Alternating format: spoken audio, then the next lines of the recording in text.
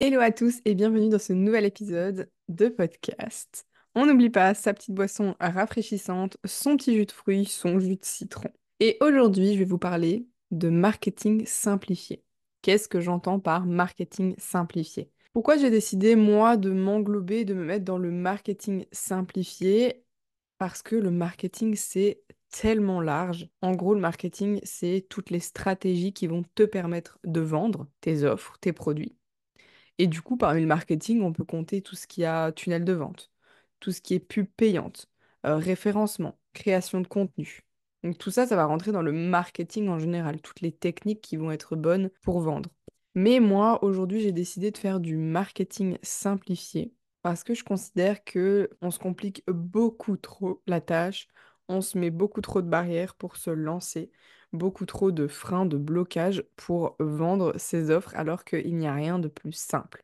Ça m'empêche pas forcément d'apprendre le marketing dans sa globalité, d'avoir une stratégie marketing, parce que je pense qu'il y a quand même des bases à apprendre qui sont très importantes, comme le tunnel de vente, le parcours client. Pour moi, c'est la base, même si on n'est pas obligé que chaque étape soit compliquée, on est quand même obligé d'apprendre les étapes d'un parcours client pour l'amener à vous faire de plus en plus confiance. La base d'un parcours client, c'est vraiment d'attirer, de convaincre, puis de convertir et de fidéliser. C'est vraiment les quatre étapes hyper importantes à connaître pour créer un parcours client. Mais bien évidemment, ces quatre étapes-là, c'est pas obligé qu'elles soient compliquées. Et c'est pas obligé non plus qu'elles demandent 3 mois de préparation à chaque étape. Notamment, je pense à la création de contenu qui est dans la partie, la toute première partie pour attirer. C'est votre création de contenu qui va attirer vos prospects, vos clients dans votre univers. La création de contenu, il faut arrêter de le voir comme quelque chose où vous devez être absolument obligé de vendre à la fin de votre post, etc. Pas du tout. Ici, on est là pour partager. Ça renvoie notamment à un de mes épisodes de podcast, l'épisode 24, comment vendre sans donner l'impression de vendre. En fait, votre création de contenu, c'est la première étape. Est-ce que vous, ça vous attire un entrepreneur qui va vous dire achète mon produit, achète mon produit? Non, le but, c'est vraiment de partager. Vous avez une réflexion, vous partagez. En fait, c'est vraiment, on veut rentrer dans votre univers, on veut apprendre à vous connaître et attirer des personnes. Parce que de toute façon, plus vous allez essayer de vendre et moins vous réussirez à vendre parce que ça va se ressentir, tout simplement. Si tu veux absolument vendre juste pour vendre, ça va faire forceur et c'est vraiment pas le but, c'est vraiment pas ce qui attire clairement. Tu es là pour aider, tu es là pour servir ton client, tu es là pour l'aider dans sa transformation, la transformation que toi tu proposes. Maintenant, même la création de contenu peut être très simple. Alors, au début, ça va peut-être être une gymnastique de cerveau, mais ça peut vite devenir quelque chose de fluide. T'as une réflexion, t'as une pensée, tu peux vite la transformer en mode business et en mode réflexion, en mode prise de conscience parce que vraiment, prenez le temps d'observer ce qui vous entoure, prenez le temps de prendre des pauses aussi parce que c'est ces pauses-là qui vont justement permettre de vous ouvrir l'esprit et de faire des parallèles de ce que vous voyez autour de vous avec le business. Quand les personnes vous demandent des infos sur vos offres, etc., on peut très bien garder aussi un contact humain, à discuter avec les personnes, à connaître leurs problématiques, à aller creuser. Et ces discussions-là, en plus de ça, vont être très puissantes pour ensuite aller recréer du contenu derrière. Et aussi, le fait de connaître leurs problématiques, ça permet aussi d'apprendre à connaître leur vision, là où ils veulent aller.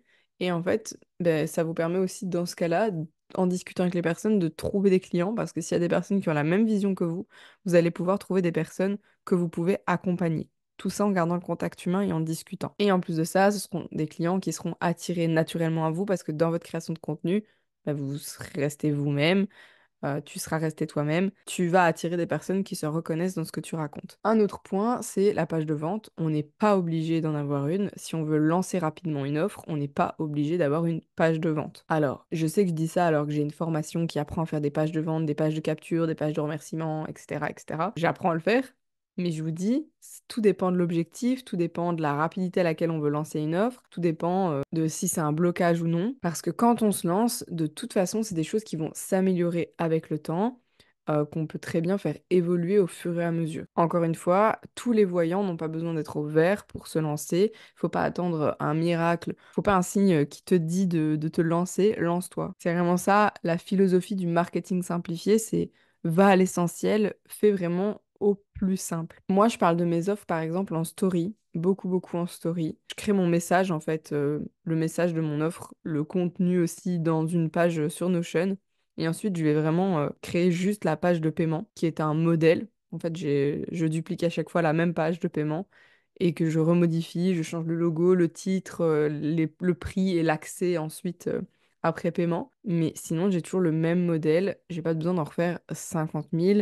J'ai pas tout le temps besoin de remodifier à mes couleurs, etc. Non, je l'ai fait une fois, je reduplique ensuite à chaque fois. Du coup, au lieu de passer 3 heures à créer le texte de ma page de vente, puis 3 heures à faire le design d'une page de vente, je le fais beaucoup plus rapidement. Et du coup, j'en fais juste des séquences de story et c'est comme ça que je vais pouvoir discuter avec les personnes intéressées, voir si elles ont des questions. Et en fait, je m'adapte en fonction de leurs questions. Je vais aussi me servir de ces questions-là pour ensuite refaire et recréer du contenu par derrière. Et ensuite, je leur partage juste la page de paiement et basta, quoi. C'est aussi simple que ça. C'est comme ça que ça peut aller très vite. J'ai réussi notamment pour mon atelier bilan de fin d'année à vendre mes 5 places très rapidement, juste avec des stories en fait. Donc, vraiment, cet épisode, c'est pour vous expliquer qu'il faut pas se compliquer la vie.